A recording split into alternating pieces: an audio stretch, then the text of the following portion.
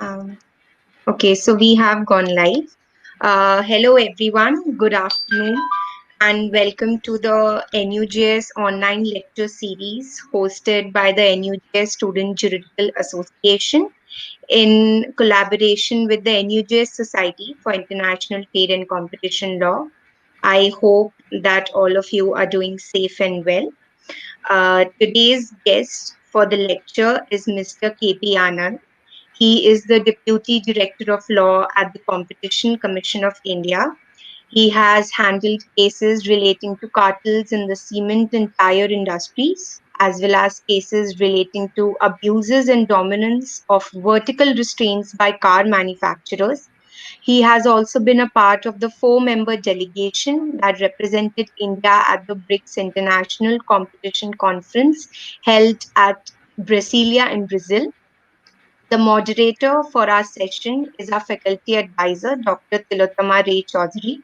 Ma'am is Assistant Professor of Law at NUJS Kolkata. She is also the coordinator of the Center for Competition Law at NUJS. Our topic for today's discussion is latest developments and challenges under Section 3 of the Competition Act, which relates to prohibition of anti-competitive agreements. Sir will speak till 4:30 p.m., after which we'll have a Q&A session for all our attendees. All our attendees can post their questions in the YouTube and Facebook chat boxes where this session is being streamed live. I now hand over the floor to ma'am to kindly continue with the session. Thank you. Thank you, Adya. Hello, everybody, and welcome to the SITC NUJS Online Lecture Series. We have with us today Mr. KP Anand, whom Adya has already introduced for you all. So, Mr. KP Anand, who is the Deputy Director of Law at the Competition Commission of India, he is going to make a presentation on the latest developments under Section 3 of the Competition Act, and he is going to tell us more about the current issues faced by the CCI, the challenges the CCI faces in dealing with the newer markets which have come up. So I am sure it's going to be a very interesting session. In case you have your queries, as Adya said, please keep the queries ready. We'll try to take up as many queries as possible. So thank you.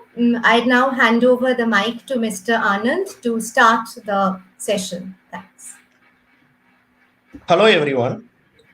I would like to thank Competition Commission of India for providing me this opportunity, for nominating me for taking this lecture. And I would like to thank the National University of Juridical Science and the Center for Society for International and Trade and Competition Law for arranging this lecture on the latest challenges in Section 3 of Competition Act.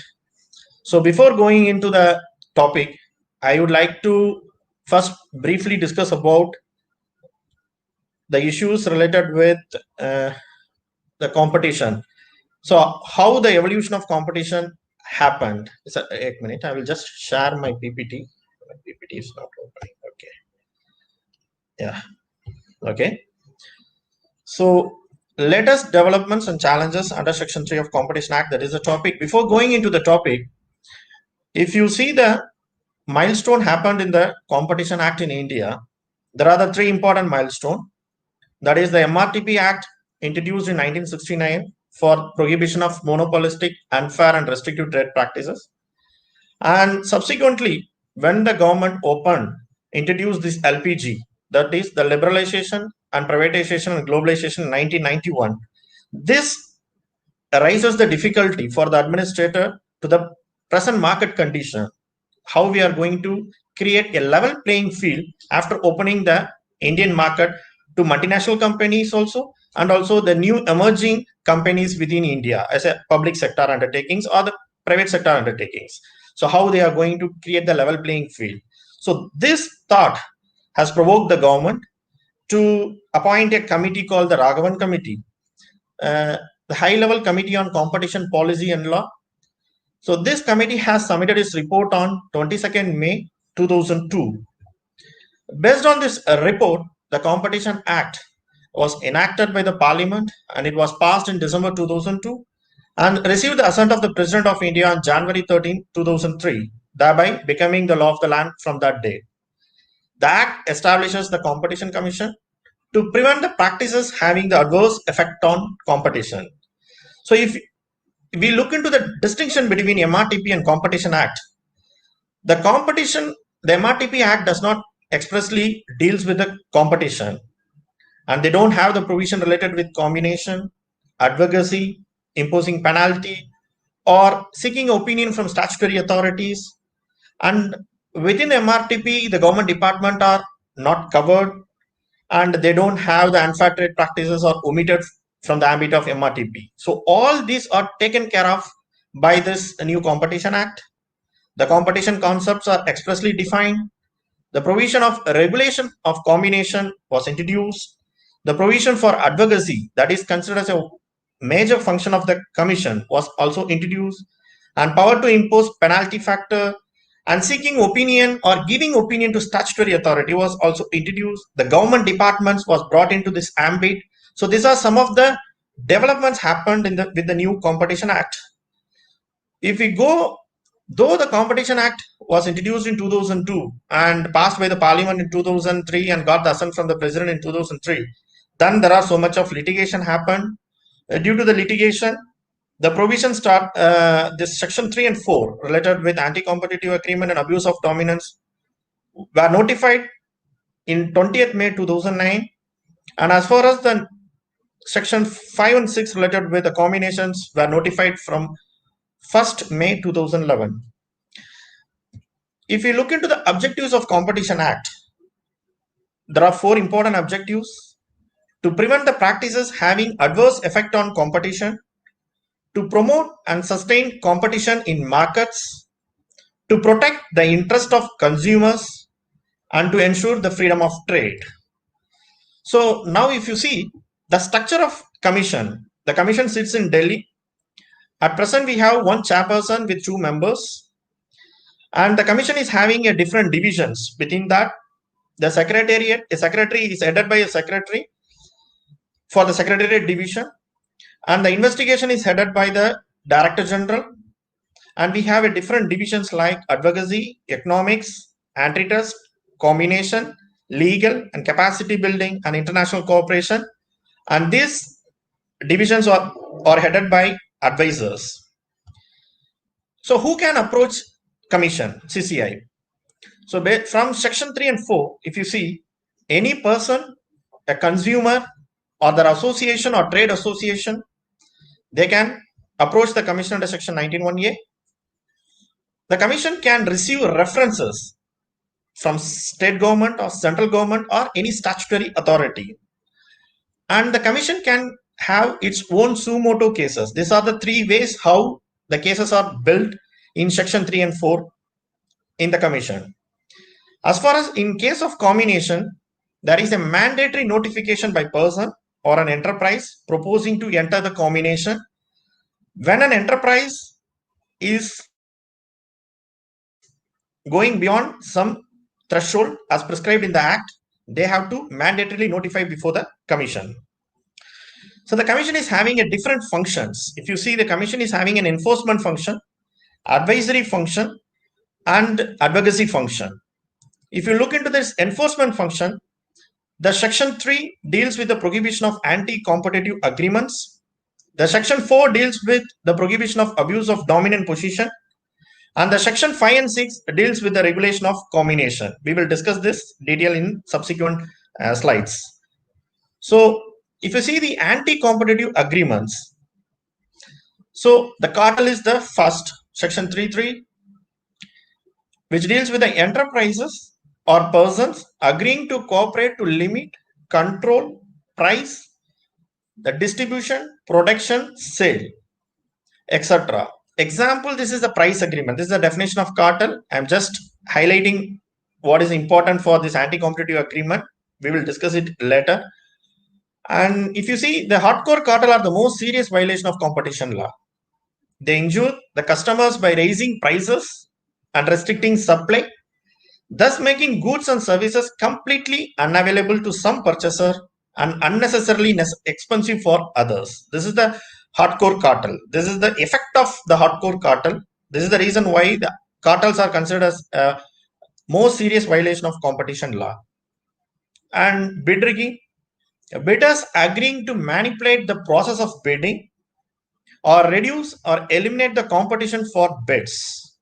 A bid for agreed prices, the quantities in public procurement or procurement of goods or services. And there are some practices also in anti-competitive agreements. The enterprises or persons follow practices impacting competition adversely. And the vertical agreements. So whatever the cartels are on horizontal agreements, and subsequently we are now dealing with the vertical agreements, exclusive supply and distribution agreements, tie-in arrangements, and refuse to deal, etc. And if you look into the Commission's advisory function, the central and state government may, in formulating a policy on competition, including review of laws related to competition or any other matter, make a reference to CCI for its opinion on possible effects of such policy on competition. This comes under section 49(1). If you see, the Commission is now doing an exercise of reviewing the old laws or the old regulations, how it is having an impact on the competition law, whether this old law or amiable with whatever the Competition Act 2002 has brought into the enforcement, whether it is possible to bring some kind of an amendment in this old law. So we are doing that review also, and for formulating a policy, the Commission may advise. So the Commission can give some kind of an opinion to not only for the central government and state government. So this is the most important advisory function, and we are doing it for all the public procurements. Basically, we are taking up it as an advocacy issue with different government departments who are doing the public procurements, because the cartels are mostly found huge, or large number of cartels are happening in the public procurement space. So the Commission is concentrating on those areas, and CCI has to give its opinion within 60 days of such reference. If government or state government or any statutory authority is asking for opinion, we have to give it within 60 days. And the opinion of CCI is not binding. However, it is not binding on the governments. And the Commission shall give its opinion on reference made by any statutory authority also. That comes under section 21 of the Act. The advocacy function. This is one of the most important function the Commission is performing at present. If you look into that Commission's role, we are even this kind of lecture series, we are collaborating with all the national law universities, and we are taking up and we are conducting competition law moot court competition with the different agents, different universities. Therefore, we are trying to create awareness among the stakeholders, and we are trying to inculcate the competition law among the upcoming law students also by doing this kind of exercise in different law universities. And if you look into that, CCI is mandated to take suitable measures for the advocacy, to promote competition advocacy, to create public awareness, to impart training about competition issues. And the focus on advocacy with central and state governments and regulator and statutory authority to promote pro-competition laws, policies, and practices. So we are taking up advocacy issues with Indian Railway for that public procurement and with the different government agencies. And we are trying to create a level playing field for both the public sector undertaking and the private players, those who are present in that particular market. If you see the appellant process, the hierarchy of appellate process, it starts with CCI, then it goes to NCLAT, then it goes to the further appeal is provided to the Supreme Court. The exclusion of jurisdiction of all the civil courts, district courts, they don't have any power related with competition law. However, the judicial review article 226 for the high courts and article 32 for the Supreme Court is available. Now, if you see the disposal of alleged contravention of section 3 and 4 till March 31, 2019, so the Commission has taken up 1008 matters, and the Commission has passed order under Section 27 around 135 cases. And the Commission has investigation completed is 335 cases. So we have done an amazing job on doing for our 10 years of an enforcement. We are trying our level best to take up at least 100 cases every year. So order passed by the Commission in antitrust cases, that includes both Section 3 and 4. The number of cases disposed of by orders under, so if you see Section 27, 135 orders, and the total number of orders passed by the Commission is 1,299. It includes Section 33, that is an interim order. Section 26.1 is for the prima facie, 26.2 closure of the prima facie order, and 26.6 and other miscellaneous orders passed by the Commission. So it comes around 1,299 in Section 3 and 4 of the Act. So now we are going into anti-competitive agreements. That I will just briefly explain Section 3. Just like that, I will touch it. Then I will go to whatever amendments we have done in the Section 3. And then whatever the latest challenges we are facing in the Section 3. Then we will just discuss about that anti-competitive agreements, whatever this algorithm and other things. So the Section 3 of Competition Act 2002, it says that it prevents any enterprises or association of enterprises from entering into any agreement which causes or is likely to cause an appreciable adverse effect on competition within India. The Act clearly envisages that an agreement which is in contravention of Section 3.1 shall be void.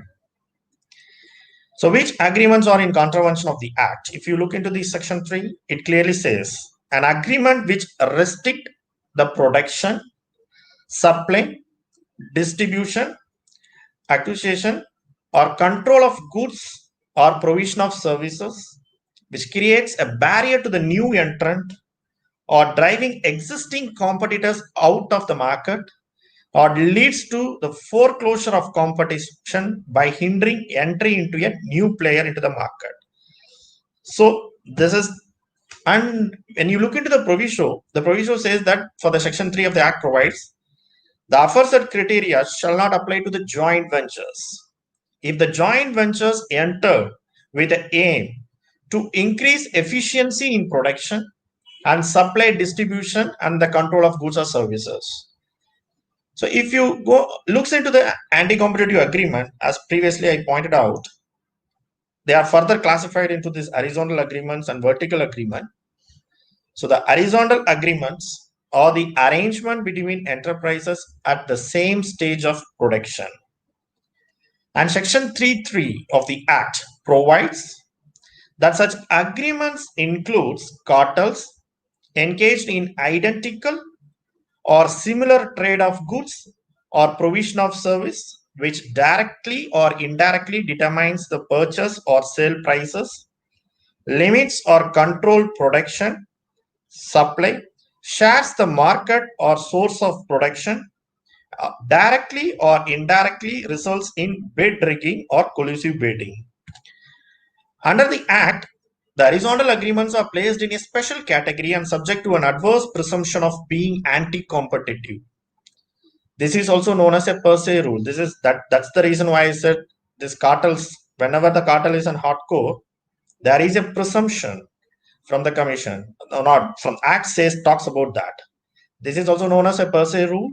This implies that if there exists a horizontal agreement under Section 3.3 of the Act, then it will be presumed that such an agreement is anti-competitive and has an appreciable adverse effect on competition.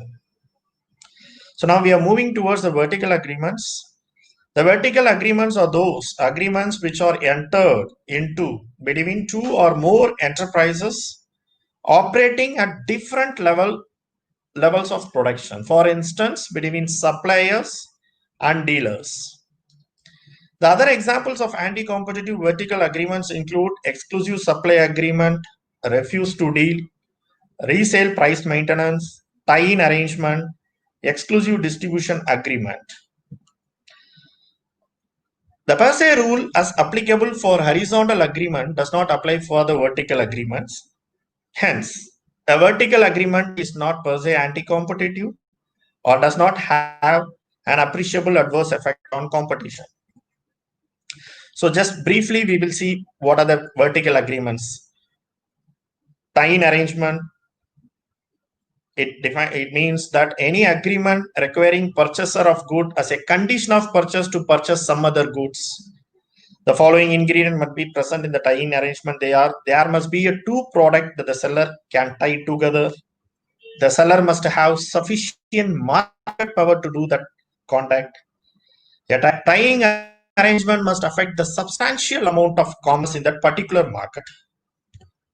So the other vertical agreements like exclusive supply agreement, any agreement restricting in any manner the purchaser in the course of his trade from acquiring or otherwise dealing in any goods other than those of the seller or any other person.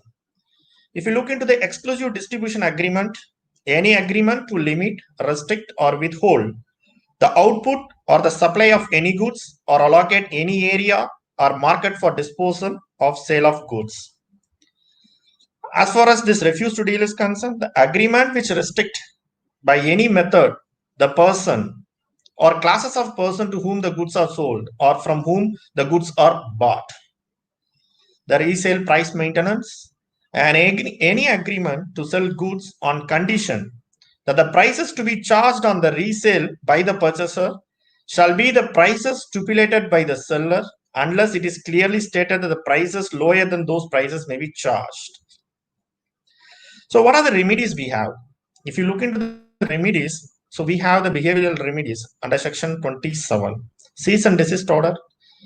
The commission passed cease and desist order requires the violators to stop unlawful conduct. And affirmative actions require violators to change certain practice. So this kind of directions the commissions can give. Cease and desist. If you look into all our section 27 orders, the cease and desist is the very important things, though it covered all of the commission's order. And civil penalties, as far as section 27, the fine up to 10% of turnover.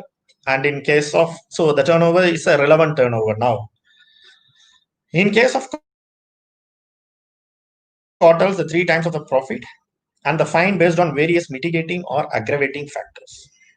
And as far as this division of enterprise under section 28, we have never, the commission has never enforced this particular power, but the commission is having this power of division of enterprises, which is enjoying a dominant position. The commission may direct a division of an enterprises enjoying dominant position to ensure that such enterprises does not abuse its dominant position. In the remedies, the peculiarity of, as far as this cartel is concerned, the individual liability. The individual liability, this particular section is applicable to abuse of dominance also, but in cartels, the individual liability is more important. Section 48(1) deals with a person who is at the time of in charge of or was responsible for the conduct of the business of the company or association shall be deemed to be guilty of the contravention.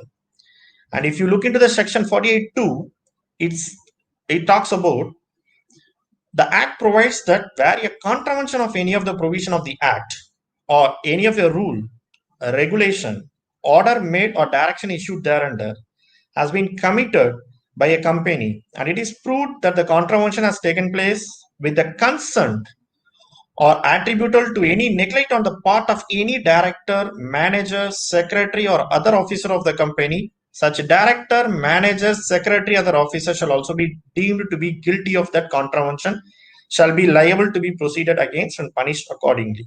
So this section 48(1) and 48(2) are one of the most important thing. And in cartel cases, especially in section 3 cartel cases, these are invoked by the commission in all the matters. We look into the important case laws on the anti-competitive agreements. The first sector, we can go by one. The first sector is a Shamshad Kataria versus Honda Car India Private Limited.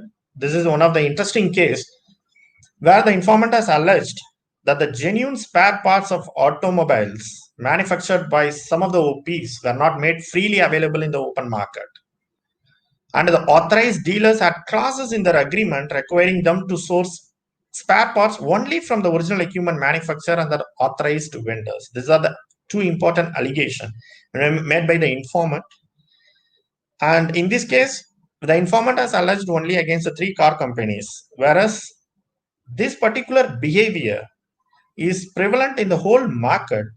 The commission has taken up, and the DG during the investigation has expanded the scope of investigation from 3 auto players, car manufacturers, to 17 car manufacturers, and all the 17 are held liable for the conduct.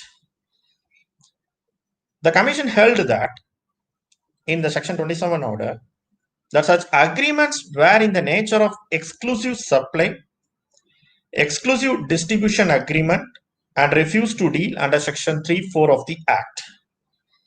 And the commission also held that the network of such agreement allowed the original equipment manufacturers to become a monopolistic player in the aftermarket for their model of cars and create entry barrier and foreclose competition from the independent service provider. If you look into this market is very peculiar, that the consumer become locked in once they purchase the car. The cost of the car is, when you compare with the spare part, it is very low. They started charging some 5 to 6 lakhs for the whole car. But when you go for changing some spare parts, they started charging you 50,000, 1 lakh for some pieces, some engine, or even some battery or something. So there is a 2 kind of market here. The primary market is the car. The secondary market is the spare parts. In the primary market, all the car companies started charging very less. Due to the competition among them, they charged very less. When you purchase that car, now you are a locked-in consumer, and the particular spare parts are not available in the market. Therefore, you have to go to that authorized service station. There, they started charging more. So this is the basic allegation. And the consumer is also not having an option of going to an independent service provider because they are not selling this particular spare parts to that independent service provider. So this created a huge distortion in the market, and the consumers are getting affected. So the commission held such a distribution structure allowed the original equipment manufacturers to seek exploitative prices from their locked-in consumers, enhance the revenue margin from the sale of auto component parts as compared to the automobiles themselves, and lead to a potential long-term anti-competitive structural effects on the automobile market in India. So this is one of the interesting case, but though the commission has imposed penalty on all the car manufacturers, the matter is pending before different appellate forum. So if you go into that next sector, pharmaceutical sectors, where there is a rampant impact of these trade associations. The associations plays a vital role. They have all India body. Then each state is having their own association. Then each district is having, each town is having, and all this association plays a vital role. Even if they want to introduce a new drug, all the pharmaceutical company has to pay some PIS charges to them. And if they want to appoint any stockist, then they have to take a no objection certificate from the Chemist and Druggist Association operating in that locality. And if the non-member, whoever is not a member of that association, if he is appointed in some places, then they started raising some boycotting that particular companies. There are so many issues happened in this particular market. And the commission directed the drug association to file the undertaking to the effect that the guidelines and MOU with respect to non-appointment of a stockist or wholesaler from amongst the non-members of the association, a requirement of no objection certificate from the association for appointment of stockist or wholesaler, and limit on number. These are the conditions the commission has have been done away with. The classes mandating compulsory PAS approval from the association, requiring routing of bids for supply of drug to the government and hospital. So these are the commission declared as an anti-competitive, and they forced the All India Druggist Chemist Association to file an undertaking in this regard before the commission. So this is one kind of a market correction happened in this particular market. And the commission, apart from issuing a cease and desist order, imposed penalty upon the drug association for indulging in such anti-competitive conduct. If you move to the infrastructure sector, this is one of the important case. The Cement Manufacturer Association, the Builders Association of India versus Cement Manufacturer Association. The important cartel judgment pronounced by the commission. In this matter, the commission observed the parallel and coordinated behavior of cement companies on the prices, dispatch, and supplies in the market. This Builders Association, they made an allegation that 11 cement companies, the largest 11 cement companies in India, they are having a coordinated or parallel behavior in raising their prices and not utilizing their available capacity. They are not fully utilizing the available capacity, even if there is a demand for the cement. Due to this, it has a detrimental effect on the cost of consumer and also the whole economy, since the cement is a crucial input in construction and infrastructure industry, vital for economic development of the country. The commission found that the cement manufacturers were in violation, which deals, that is cartel, under cartel. The commission imposed penalty on the 11 cement manufacturers. The penalty amount is one of the huge. This is the largest penalty imposed by the commission. That is around some 6,000 crores on the 11 cement manufacturers. That is 0.5 times of the profit for the year 2009-10 and 2010-11. This is only a 0.5 times. So the commission imposed 6,000. Even that came to 6,000 crores. But the matter is still pending before the higher appellate forum. And this is the peculiar case where the commission also imposed penalty on the Cement Manufacturer Association. So all these associations are in, as far as the cartel is concerned, the association are also playing a role. They are acting as a platform. So in the association meeting, they are not discussing about, not only discussing, I'm not here, I'm not taking any association or I'm not quoting. So I'm just making a general statement that in the association meeting, they are not only discussing about the benefit of that particular sector or for which they have created the association. Rather, they are discussing about sensitive information about the price rise or when they are going to increase the price. So these details came out. If you read that order is available in our section 27 in our website. So it clearly shows how they use the association as a platform for increasing the prices. So it came out. So as far as now, I'm moving towards the leniency program. So how to break the cartels? It is very difficult to detect the cartels now.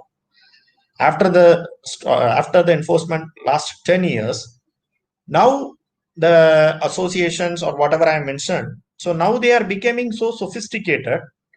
It is, as an enforcer, it is very difficult for us to detect the cartel. So simultaneously, the commission has notified the lesser penalty regulation in 2009 itself.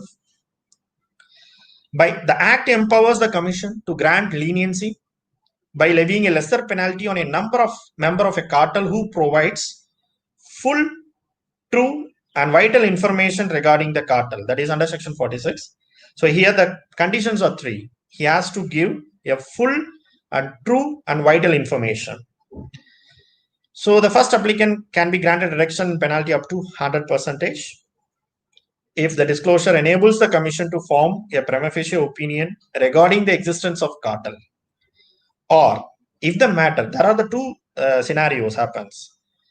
The commission has, based on the cartel, based on this leniency petition, the commission initiated the case, or already the case is pending before the DG, and during the course of investigation, a member of a cartel tries to file an application before the commission. In those matters, the investigation provides such evidence which establishes the contravention. They have to give a true, full, vital information which helps the DG to complete the investigation. Since we don't, the resources also, there is a restriction on the resources. So this leniency program encourages the cartel members to provide information. Thereby, it is very helpful for the commission or the DG to conclude the case quickly. If you move on to the second applicant, may be granted up to 50%, and third applicant, and now I'll discuss about the amendments. In the amendments, it is not restricted with three applicants. Rather, now there is no restriction of number of applicants. So I will just move on to that. So the leniency regulation, the Competition Commission Lesser Penalty Regulation 2009 have been amended by a notification issued on 22nd August 2017. Based on that, the leniency regulation supplement the Section 46 of the Competition Act, which sets out the statutory provision for grant of leniency in matters involving cartel and enable parties to blow the whistle on cartel arrangement and avail up to 100% reduction in penalties. The amendments have been introduced after nearly 7 years since the introduction of leniency regime in India, addressing a substantive issues faced by the industry. If you take the individuals to, if the first amendment, the very important amendment is that individuals to benefit from leniency. Prior to the notification, the leniency regulations were restricted in its application to enterprises alone. Now, it has extended to the individuals involved in the alleged cartel to seek a reduction in penalty as well. To this end, the leniency application is required to specify the names of such individuals at the time of submission to the CCI. And if you see this is the second important thing happened in that amendment. No limitation on number of markers. The prior to the notification, the leniency regulation allowed reduction in penalty to the maximum of 3 leniency applicants on a first come first served basis, coupled with the quality of information, evidence submitted, and other factors. The notification has done away with this limitation by allowing additional applicants to avail of the benefits of the leniency program. Presently, so this is the same thing which is repeating, and this amendment is significant. So how it is significant? That often enterprises or individuals shied away from conceding to their involvement in cartel due to the risk of submitting self-incriminating evidence without being certain as to whether they will eventually rank within the first 3 marker, consequently be able to receive reduction in penalty. With the introduction of this amendment, not only will more enterprises and individuals be encouraged to disclose the evidence on the respective collusive conduct, but also will enable the CCI to actively bust cartel in the futures. And there is an amendment in the confidentiality provision, which was also further clarified. The leniency regulation were silent on the disclosure of confidential information submitted as part of the leniency application by the Director General during the investigation process. Now the amendment clarifies that certain confidential information or evidence may be disclosed by the DG to any party for the purpose of investigation. So the DG deems such disclosure necessary. So now we are moving to the challenges. So this is very important. Now, what is happening in this market? The traditional cartels are now just that is also happening in the market. They are using the association or different things. But as a competition enforcer, we are facing more challenges on this pricing algorithms or the digital market. A pricing algorithm is a software program for determining the price of a product or service. The sector inquiry in e-commerce by European Commission revealed that about half of the respondents track online prices of competitors. This is very important. So the scenario is same in India also. It takes the data about the market environment, cost, sales, inventory, rival firms' prices, and assign a price. A traditional example is airline pricing. If you book a ticket from Kolkata to Delhi, you can very well see all the competitors will charge the same price, that is 4,000 or 4,500 simultaneously. You can go and check in the websites of Vistara or Indigo or SpiceJet or even Air India in that case. So this data, how they are taking the cost, sale, inventory, And the rival firms' prices. This algorithm is looking into the rival firms' prices. What is happening? The use of pricing algorithm has increased because of big data and computing power. The big data and pricing algorithm allow for personalized pricing. The tailoring the prices to the consumer based on past purchases and demographic information. Example, e-commerce platforms make price sensitive to a user location and browser history. And dynamic pricing.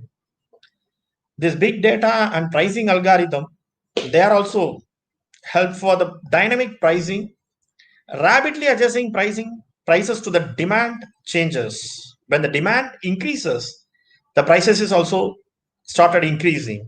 The best example is Ola and Uber. They have the search pricing. And another example is IRCTC of Indian Railway.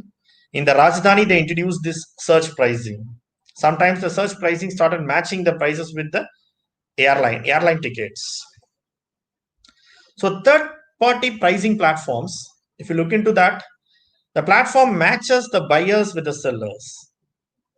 This Uber and Ola, they will do it for the drivers and the passengers. And Airbnb is for the property owners and the renters.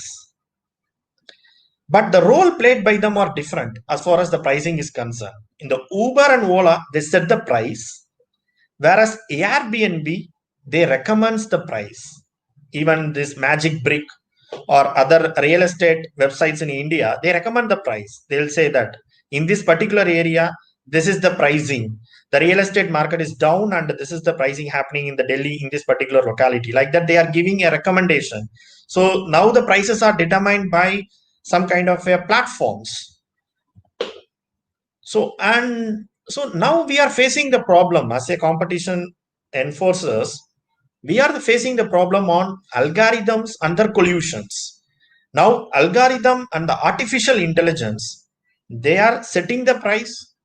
They are just seeing the rival prices and they are matching the price within a seconds or within a fraction of seconds. So this kind of collusion happens in the digital market and we are facing the problem. So enhanced adoption of algorithm by companies for predictive analytics and optimization of business process, especially by online markets and high-tech industries, has led to their growing importance.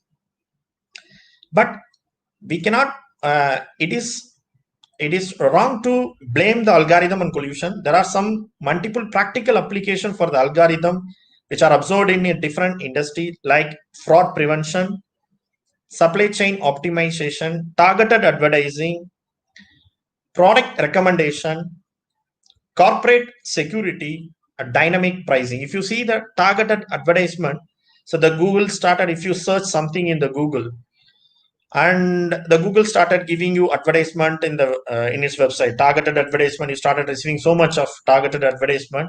At least, so how it is useful when a company want to give you a loan, if there is a bank want to give you a loan to a customer, rather than giving advertisements in the broadcast media or TV or in the newspaper, they can ask the details from the Google about the big data. How many people searched for purchasing some property, who is in the age group of 30, who is having a potential to repaying capacity. So please give me the data. So if the Google started sharing the data, so that particular person will start receiving a targeted advertisement. And this increases the efficiency of the companies. Though there are some other issues involved in this matter, I'm not saying that there is no issues in that, but this kind of targeted advertisement also increasing the efficiency of the company. And if you see the data with technologically advanced tools such as pricing algorithm and machine learning, increasingly changing the competitive landscape in the digital markets. Despite all efficiency gain, algorithms can also raise competition concerns, could make market more prone to collusion by changing structural characteristics such as transparency and the frequency of interaction, and replace explicit collusion with tacit coordination by providing companies with automatic tools to implement a collusive agreement without a direct communication. This is the most important thing happening in this algorithm setup. There is no human interaction. The artificial intelligence are seeing the rival's price. They have set up an software, or they have programmed in such a way. After looking into that software, they started changing the price. This is not an explicit collusion, where in the traditional cartel we usually used to look into the traditional way of collusion. They meet some places in the association meeting, or the competitors they may meet, and they discuss about when to raise the price, when to reduce the price, how to quote the price for bidding, etc. But now the same thing is done by some kind of a software or some kind of an algorithm. And this tacit coordination, how we are going to look into this tacit coordination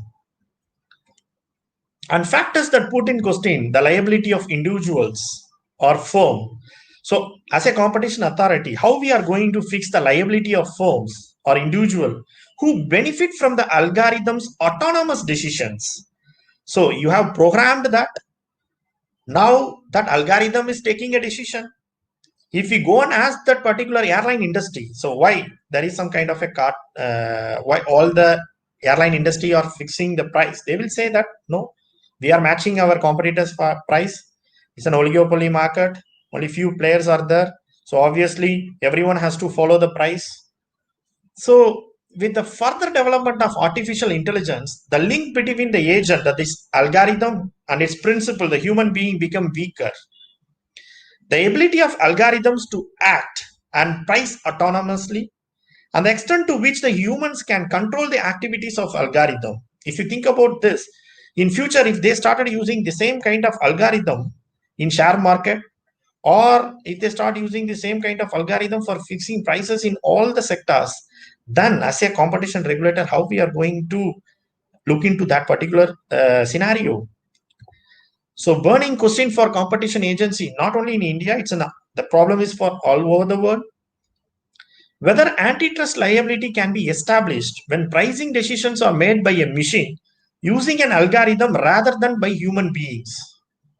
Whether we can fix that particular firm for this particular thing. They will very well say that the machine has fixed the prices and the decisions are taken by the machine, not by the human being. Though it was programmed by the human being, but the decision finally has taken by the machine. It is obvious that algorithms are designed by humans, but do they intentionally create algorithm to harm consumers? Yeah, this is a very important question. If you start asking that particular firm, they will say that we have created this algorithm only for the benefit of the consumers. Not there is no harm on giving benefit, and they will prove the benefit also. So in the course of this particular conduct, that particular algorithm started fixing the price with after seeing the rival prices. So could liability be automatically charged jointly or severely on the person who designed the algorithm, or on the individual who used it, and on the person or entity who benefited from the decision made by the algorithm? This is another important thing. Who we are going to charge? Whether the person one who designed the algorithm, or the individual who used it, or the entity or the person who benefited from this. There are the three different persons in this particular thing. These questions do not have a clear-cut answers, at least now. An answer may rise when in courts of law, as more antitrust cases involving independent algorithm activities will be litigated in our higher forum, not only in CCI also. And as far as this competition law covers the instances where the algorithm amplify explicit collusion, and it is very more difficult to apply in relation to pure form of tacit collusion, which is generally not covered by antitrust rules. Given the concern that algorithms make tacit collusion more frequent, there is an ongoing debate about the need to rethink some fundamental antitrust concepts. So the possible alternative approach to the algorithm collusion. So market study and market investment. This is one of a alternative approach. How to understand this algorithm, this artificial intelligence and the collusion happening using the algorithm. So the market studies and market investigation.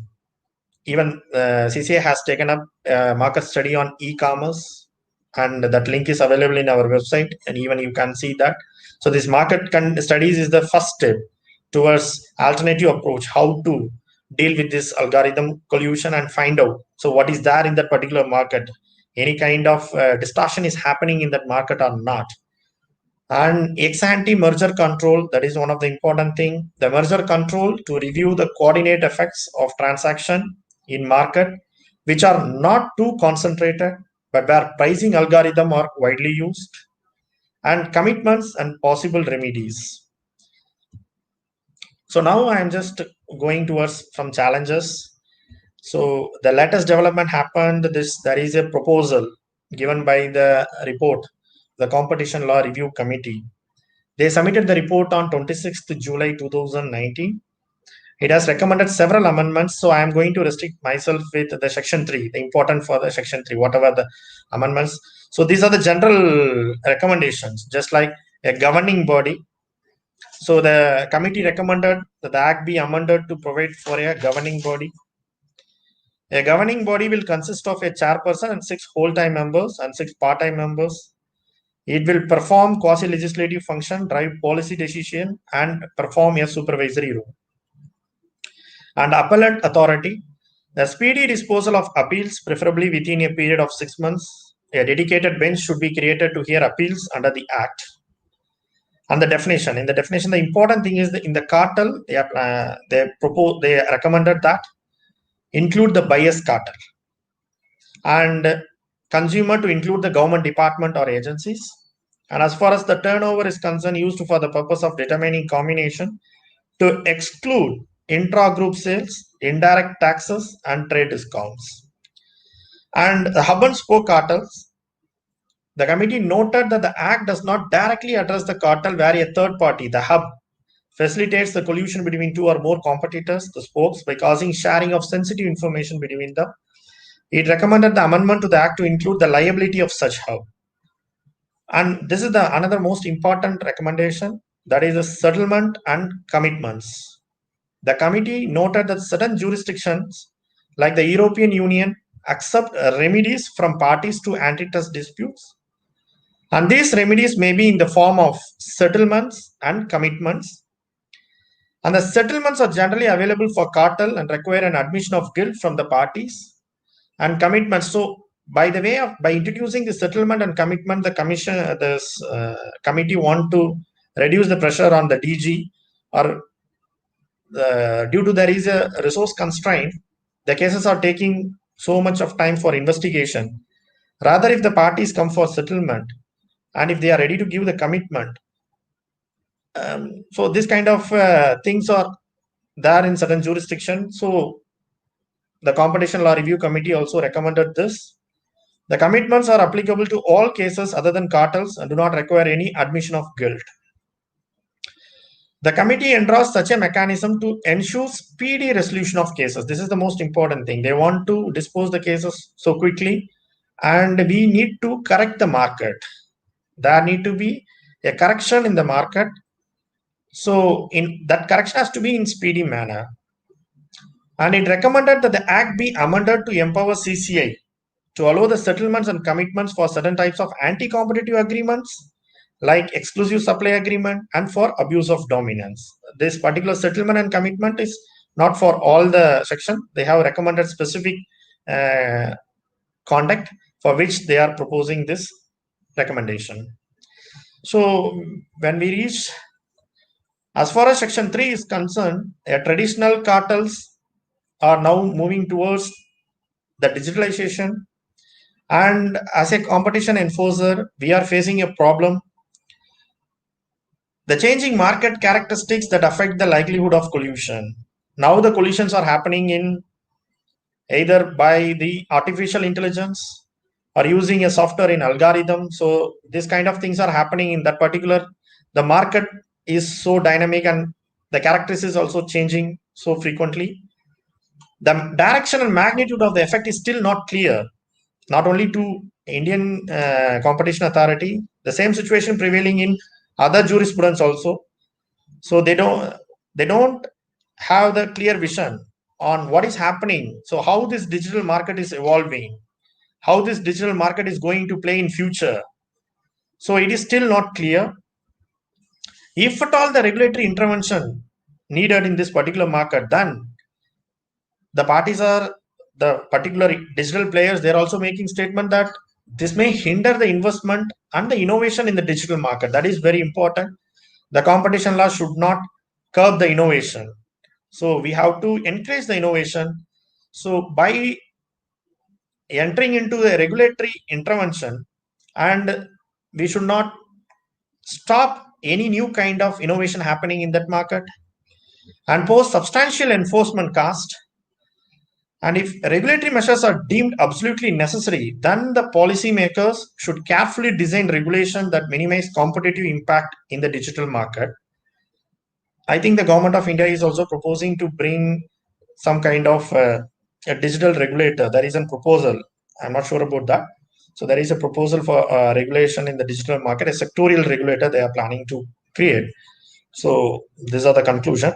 Now we move on to the questions. Back to Madam.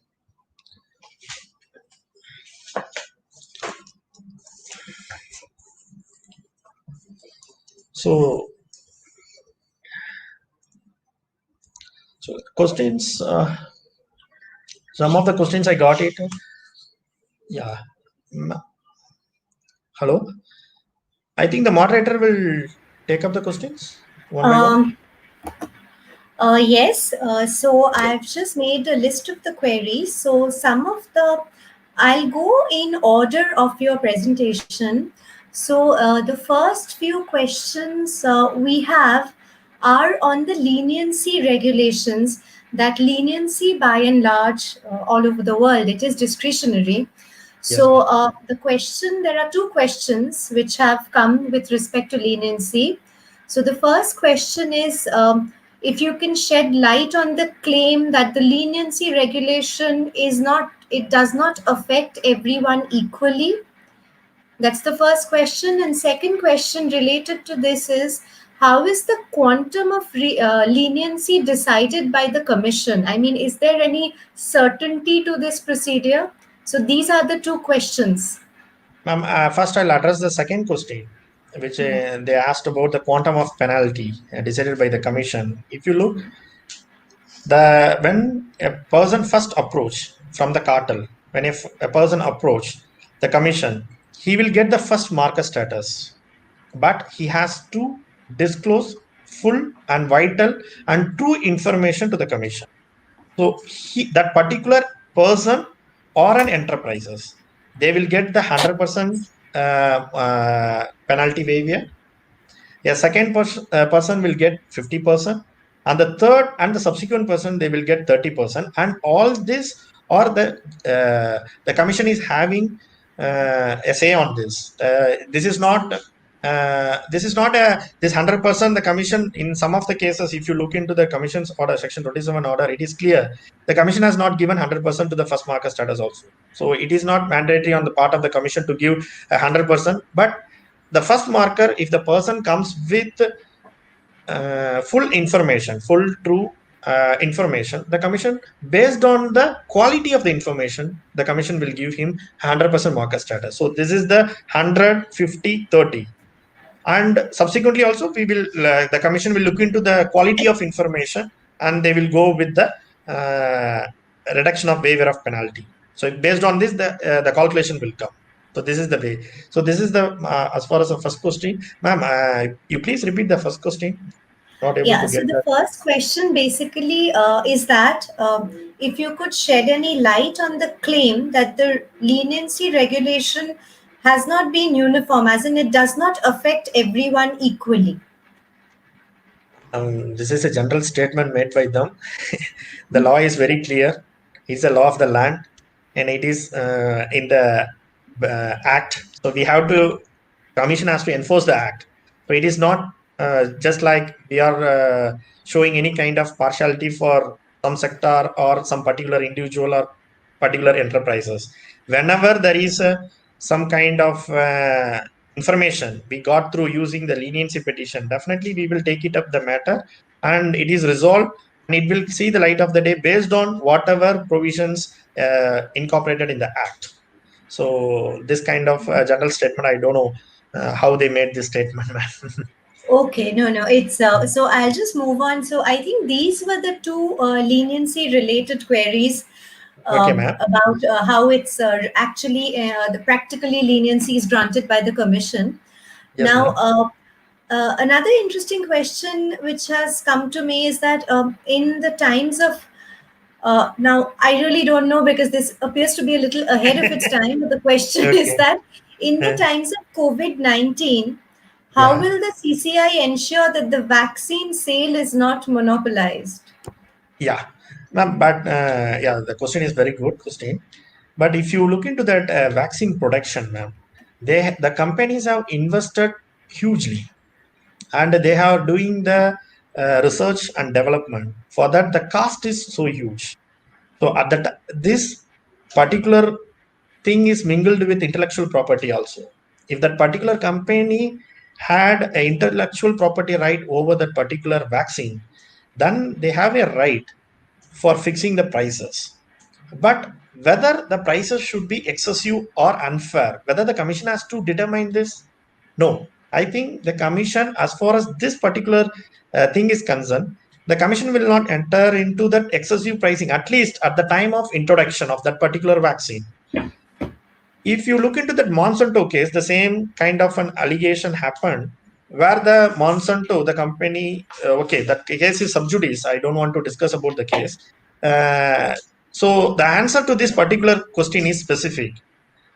This particular vaccine, if it is new and the particular company has invested huge on the research and development, and if they are holding patent right over, that is the intellectual property right over that particular vaccine, they can fix the price.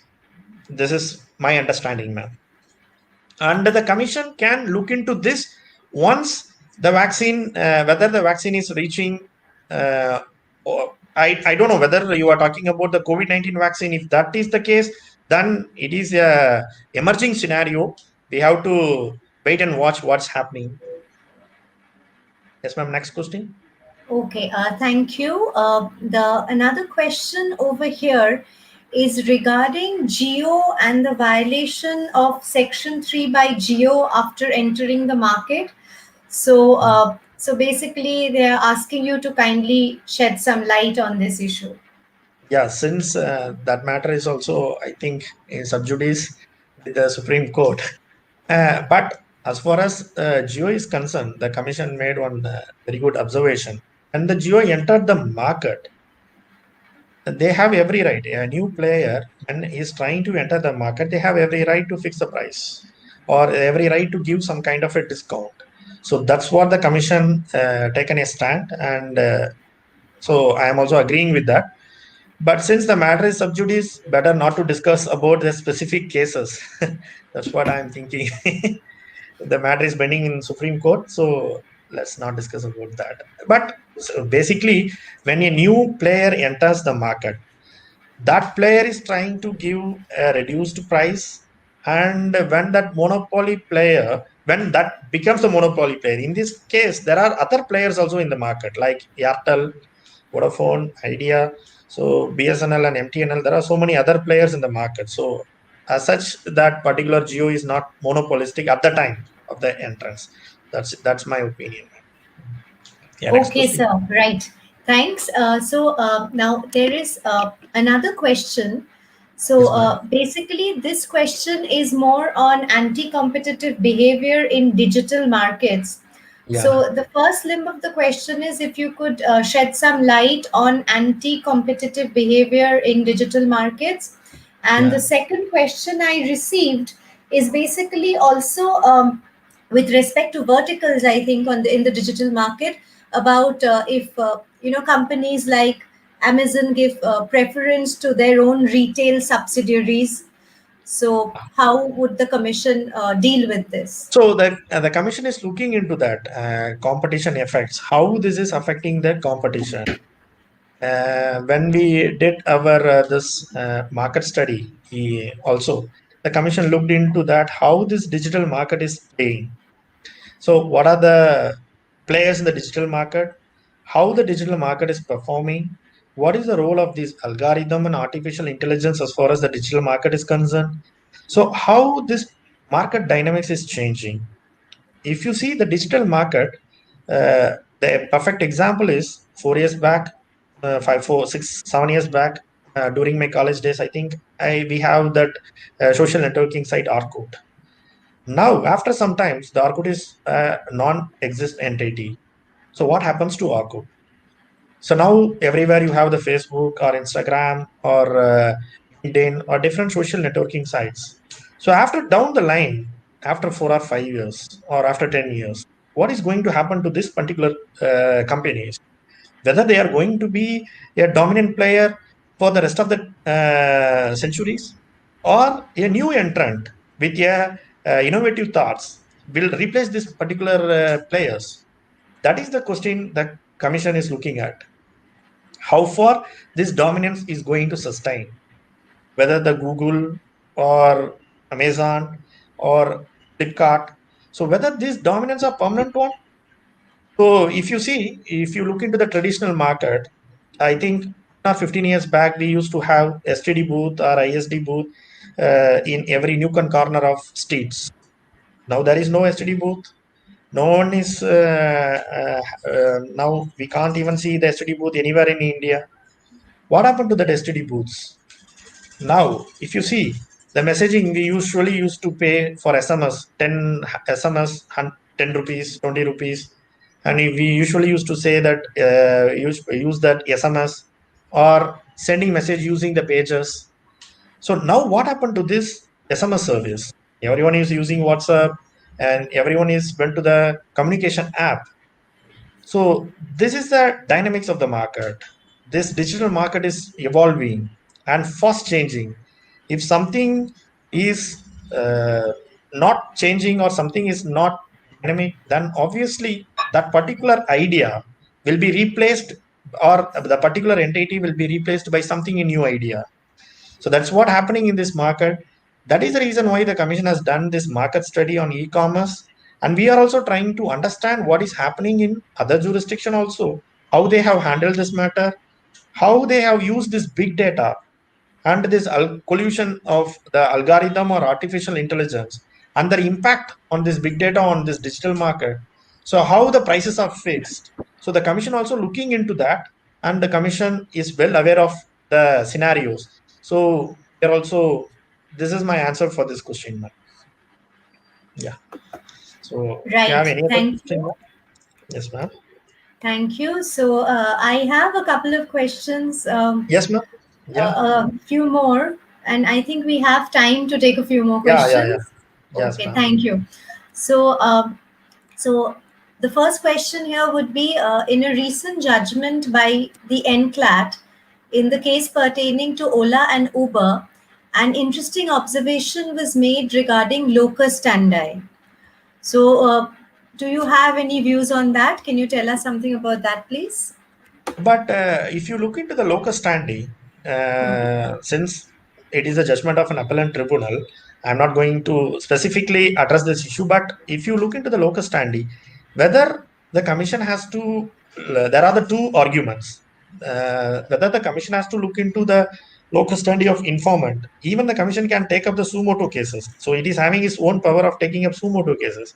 So if you look into the locus standi of the particular person, then then it is very difficult for us to get more cases also. That is also there. And rather than the commission is here to do the market correction rather than adjudicating the dispute between two individuals or two persons. So as far as the market correction is concerned, this looking into the locus standi is not a big issue. So rather than looking into the locus standi, we have to look into whether he has provided any material evidence or material information to take up a case and do the market correction. So that rather than looking into the locus standi, I think it is prudent to look into the information provided by that person. If that information is not good, then definitely we can just close the matter under 26(2) rather than looking into the locus standi. That is my view, ma'am. Okay. And this is my Thank personal view. Thank you. So, Thank so another question is recently, I think the Supreme Court ordered re-investigation into the Uber matter. So Yeah. we have these a series of Ola Uber rulings, many cases filed, and many of them closed off because no prima facie case existed. And the Yeah. Supreme Court has again directed the CCI. So, what do you feel about the orders given in these cases, in the sense that the fact that the CCI did not find a prima facie case for investigation and wasn't even ready to go into the matter? So, how is the CCI going to approach it now? No, since the higher authority has given an order, that's appellant tribunal, so definitely CCI is going to look into that matter. But if you see, ma'am, the search pricing fixed by this both Ola and Uber, even the IRCTC is doing the search pricing in as far as this Rajdhani trains are concerned. So therefore, the search pricing or the conduct of Ola and Uber, that's what I'm saying, ma'am. This particular market, if you see, if you see in Chennai, there is one particular taxi company called this Fast Track. I think they are also party to this matter, this Yes. Ola Uber matter. This Fast Track, they came out with an idea that you can call the taxi and book the taxi, so they will come and pick you. So that is the concept. Then the other concept came, this Ola and Uber came. So you can download the app, you can book the taxi. So by coming out with a new innovation, so they have introduced a very consumer efficiency. That's what the commission felt at the time of passing that order, because the consumer started getting a less the charge. They had got a good services also, and the charges is also very less. So that is the reason commission has closed the matter. Since the appellant authority has remanded back the matter, so we are looking again into the matter whether there is some kind of distortion happening in the market or not. We are looking into that matter. Okay. Right, sir. Mm. Thanks. Um, so we have so nothing more on uh, digital markets as such. So now there is a question which is a general question. I feel Okay, more to you, okay. and Mm. so do you feel that the protectionist policies being taken up by various governments across the world?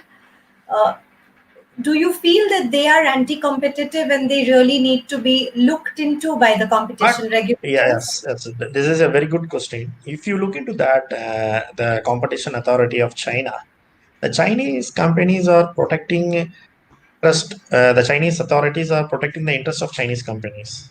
So they are using this particular competition authority to target the multinational companies operating in China. So, as far as the protection policy of the government is concerned, yeah, of course, the government has to take care of his real stakeholders. That is the son of the soil. This is the same argument will come. The son of the soil argument will come. So we have to protect. If you take the South Korean model, madam. So the South Korean model says that they have created a company called Samsung, LG, big companies. They gave them 10 years tax holidays. They gave them so much of crores of loans. And this companies now becomes the multinational company and they have spread the wings all over the world. So like that, India has to create more companies. This is also my personal view that Tata Motors, they went and they purchased the Land Rover and Jaguar, and Indian companies, so many Indian companies are having a very good market share in particular sectors and they have to grow. So as a personally, I am feeling that as a competition authorities, so we are also having a role on the growth of the Indian companies. But when other countries are doing and other countries are protecting the interest of their companies, so obviously it is a natural choice for us to protect the interest, but not since most of our anti-competitive agreements and other things, we are looking within India. We are not cared about the outside India, whatever happens. So within India, we are looking at. Therefore, yes, I agree. So if the other countries are doing, like, ma'am, if you look into that European Commission, They will always look into the conduct of Boeing. Whereas the US FTC and US DOJ, they will look into the conduct of Airbus. So Airbus is from European Union and this Boeing is from US. The same thing happens with the Google and the Facebook. These companies, every time the DOJ will say that we don't have any case against Google or we don't have any case against Facebook, we don't have any case against Microsoft because they are the US companies. Whereas if you go to the European Commission, they will always try to scrutinize these companies' behavior or activities more compared with US DOJ. So this is what the understanding. So each and every developed economies, they are protecting the interest of their own companies. So obviously we are in the developing stage. We have to do that. That's my personal opinion. This is not the Commission's view. Okay, right. Thank you. There is another question over here. This is on what do you think will be the impact of the proposed Section 4A on Section 3(5) of the Competition Act? So yeah, so as far as this is related with the intellectual property. So as far as this section so if you look into that our Erickson judgment, so one of the most important case which is now in the appellate forum. So this intellectual property right is also very important. We need to protect them. When I discussed about the vaccine, I told the same thing. This the patent rights and the other rights needs to be protected, uh, even though they are the dominant in that particular stream. This needs to be protected, and the commission is well aware of that fact. That is the reason why they have kept that in the 3(5) of the act. So we are also balancing both. When at the time of implementation, the commission is trying to balance both. Yeah. Right. So I don't think we have any more questions. The rest of the questions are more or less similar. Okay, So ma'am. let me just take a quick look if there's anything different which has been asked. No, I think by and large we've covered most of the questions. So thank you very much for this insightful session, and it was a pleasure for us to hear your views on this and also take up a lot of questions which were not perhaps directly related to what you were saying. So thank you so much. This has been very, very informative. And now I'll hand it over to our director, Adya. Thanks. Thank you so much, ma'am, and thank you so much, sir, for sparing time from your busy schedule to come and address all of us. I am sure people had a lot of questions and they were answered. And once again, I'd like to thank both of you and to all of our attendees for attending this session. I really hope that it was informative, and it is my sincere hope that we'll continue to host more lectures like these for everyone. Thank you, good evening, and stay safe. Thank you. Thank you very much. Thank you. Thank you.